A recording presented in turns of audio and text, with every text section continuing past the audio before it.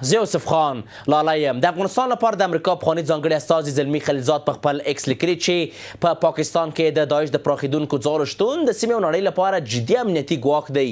خلیلزاد له واشنګټنه غوښتي چې پر اسلام آباد فشار راوړي څو د دې ډلې پر وړاندې دننه اقدام وکړي.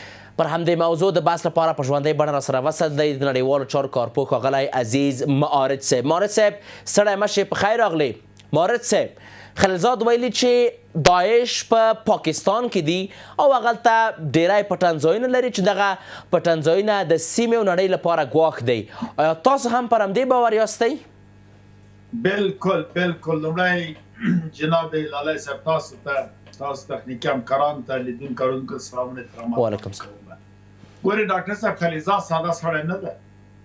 د دغه 50-60 کاله د خپل وخته په سیاست کې سپین کړي دي او د سیمه په سیاست کې له چا سره له زبرځواک هېواد د امریکا چې هغه په دې سیمه کې مستقیما د سیمه رهبري کوي او اغېز لري او لوی لاس دی.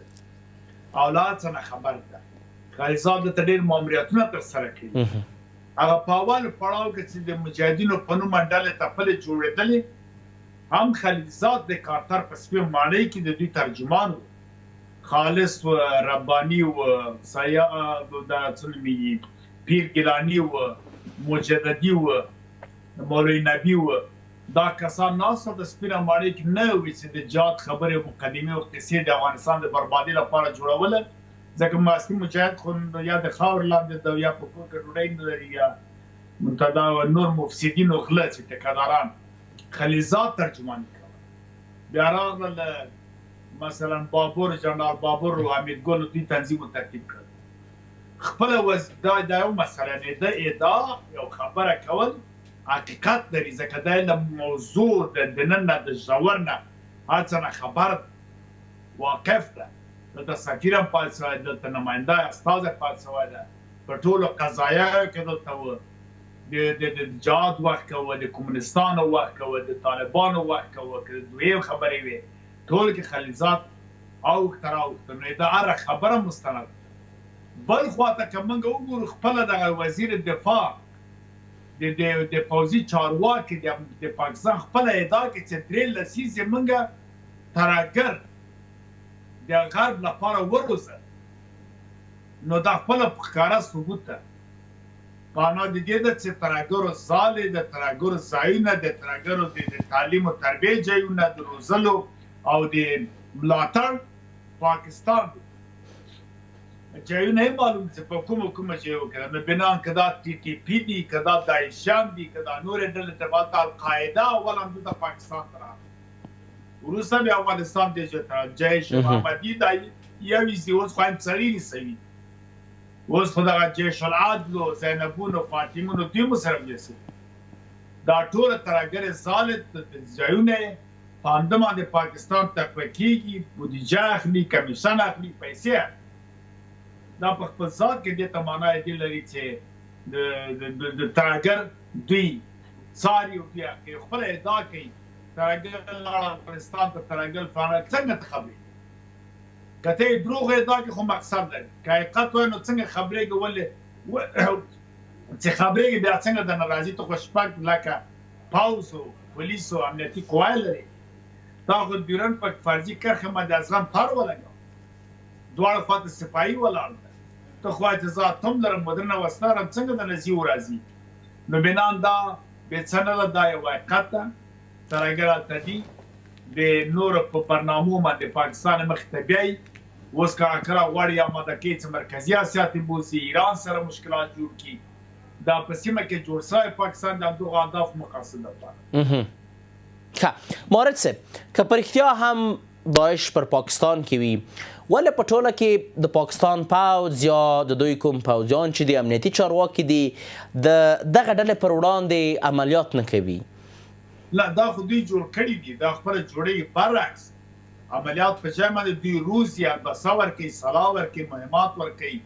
اهداف مقاصد چې دي که غربي نړۍ ده که دوی په خپله دي یعنې پاکستان په ټوله کې نشي کولی د دې پر ځای چې ترهګري وپالي یا مثلا وسلواله ډلې جوړې کړي دغه خپل منفعت مفاد په ټوله کې خپلې ملي ګټې په یو بل څه کې تامین کړي په اقتصاد کې په تعامل کې یا هم د ګاونډیانو سره په مثبته سیالۍ کې نه دا خو نشي کولی ځکه دا جوړ شوی پاکستان د همدې مقاصد لپاره ده دا یې اوس فعلا 300 میلیارده قرضدار ده دا یې قرضونه په څه شي پوره کړي دا یې فابریکې نه لري کومې کمپنیان نشته لکه هند و نور هېوادونه چې لوی لوی کمپنیان لري واقعا کار کوي واردات و صادرات لري دا خو دا پاپور جوړوه دا بدل شیان جوړوه ساختگی و تقلبي جعلي شیان جوړوه دا لږه دې خواته په دې خو دې کار نه کوي دا کومه لویه فابریکه د تولید موټرو د ګاډیو نه لري د تیارو نه لري دا مواد هم چې لري خام دا د پښتنو بلوڅ له سیمو نه که چرات سمت دي او که اوبه دي که د دوی په اصلاح بجلی ده زموږ په اصلاح برېښنا ده دا هم له دې سیمو نه اکمالوي نو معیشت او ځوان زندګي چې لري دا جنرالان دوی فامیله چې په بهر کې ځوان کې لوی یونیورسیانو کې درسونه وایي دا خو بیا څه نه کېږي دا چې ټول پنجاب ګاز برق اوبه امنیت هر څه لري دا خو د همدغه جګړو تاثیرات دي درست بله مهمه پوښتنه مهار صاحب دلته دا ده چې که پاکستان په رښتیا هم داسې مثلا یا ترهګري سپورټ کوي یا هم په ټوله کې روزي یا هم ورته کار کوي بغیر له دغه غټو هیوادونو څخه چې له دې څخه ملاتړ کوي ولې نور هیوادونه په خپله ملګري ملتونه امنیت شورا د دغه هیواد پر ضد باندې یا په ټوله کې د حکومت پر ضد باندې اکشن نخلي تر څو په ټوله کې دغه ترهګري ودرېږي ځکه که ترهګري وي هغه به ټول نړۍ ته ګواښ وي ګوره په نړۍ کې اوس زبرځواک هېوادونه په بېلابېلو تقسیم شوي دي د شرق او غرب دواړه پکې ګټه ده هغوی هر کار څه کوي په تفاهم نه کې د الاسکا کې پوتین او ټرمپ سره دي دوی بیا دا نور هېوادونه دي د اثر لاندې دي یا یو سره ډېر کلک نږدې ملګري دي نو نور هېوادونه خو نه څه غږ راپورته کړي راغلو ملګرو ملتونو سازمان ته نړیوالو موازینو اصولو ته دا 2 ورځې مخکې د افغانستان په خاوره باندې افغانستان حریم نقض کړ آیا ملګرو ملتونو سازمان کومه خبره وکړله اول ته بې ګناه خلک مړه کړل د لامل د کوم بشر چې 1970 کال کې جوړ شوی کوم غږ یې پورته کړ یا ډیپلوماتیک اصول که مطرح شول مثلا دا کنوانسیون ډیپلوماتیک جوړ شوی په 1980 کې یا د جرایم جنګي 1990 کال او دغه پروتوکول نه سوی اوم کال واوم کال آیا په دې اړه ما د کوم بحث وکړ په خپل جمهوریت واقع ما د امریکا له وسیم څو خای نو ته کې غیر په کار دته دولتونه چې عمله بل مسله کې ځای شاو نجیب شو بل الله نس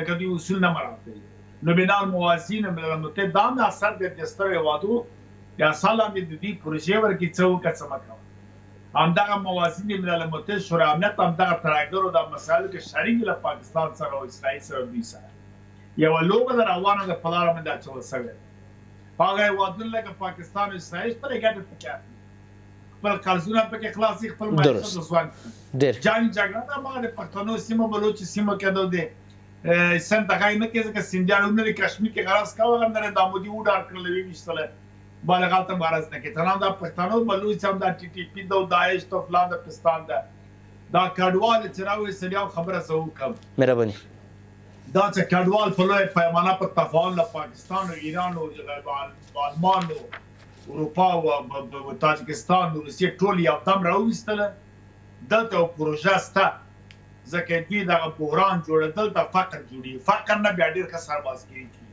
درست یعنی امارات اسلامي باید ښه تدابیر ولري چې دوی په جای کې سموالي کې کډوال ضبط زراعت سرکو کارونه دې پرېږدي او د جای دوی ته تخصیص کې کړی دا استخدامېږي ډېره زیاته مننه داعش نور دا خبره ډېره زیاته مننه داعش پاکستان کې د دلته چې خدای ناکسه د کاسې لاندې نیمه کاسه نه حسابات افغانستان بیا د رقابتو د جګړو ډېره زیاته مننه مهار صاحب په خپرونه کې ستاسو له حضور څخه نړۍ منندوی یم کور مو آباد چې موږ ته وخت راکړ مننه تاسو